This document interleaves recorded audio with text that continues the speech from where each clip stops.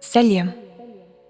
Дәл қазір терең тыныс алып, өзіңдегі уайым мен күмәннің, қорқыныш пен күйзелістің демін сыртқа шығарып, бойыңа тыныштықты енгіз. Ал енді мені тыңдашы. Сен айналаңда болып жатқан дүниенің ешбіріне сынбауың керек. Емтихан, отбасылық проблемалар, оқу жұмыстағы, түрлі қарым-қатынастағы қиындықтардың жан жарасы міндетті түрде жазылады. Бұл мәселелер уайымыңның бір тамшысына да тұрмайды. Соны түсін. Қанша қиналсаң да кері шегінбе. Керісінше алға қарай адымдап, қадамыңды нық бас. Математика, жаратылыстану және тағы басқа ғылымдар сенмен бірге өмір бақи болмайды. Және олар сенің бақытты өміріңнің кепілі емес. Мәселе ақшада емес, ұбт-дағы балда немесе дипломыңның түсінде емес. Бар мәселе тек сенде. Тоқта, өзіңді тыңдашы. Өзіңе шекарадан шығып, өмір сүруге мүмкіндік бер. Сенің әлеміңнің орталығы тек өзің екеніңді түсін. Өзіңнің бақытың үшін күрес.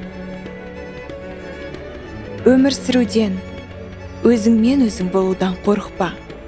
Және болашақты ойлай беруді доғар. Дәл қазіргі сәтпен өмір сүр.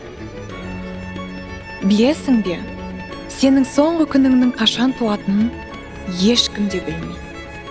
Әр күнің соңғы күн секілді өмір сүруді үйрен. Әр бір секундтан рахат алып өмір сүр. Жаныңа жақын нәрсені істе. Сенің жүрегің қалап тұрған нәрсені істеп, бақытты сезінуден артық еш нәрсе жоқ. Сенші, өз жолыңды тек сен ғана таңдайсың. Және дұрыс жасап жатқан, жатпағаныңды да шешуші тек сен. Саған сенің қолыңнан еш нәрсе келмейді деп айтуы мүмкін. Бірақ, білесің бе, сен алға қарай жүруіңді тоқтатпа. Қоғам қашан да сені шектеулерге тіреп, сені аяғыңнан шалуға тырысады.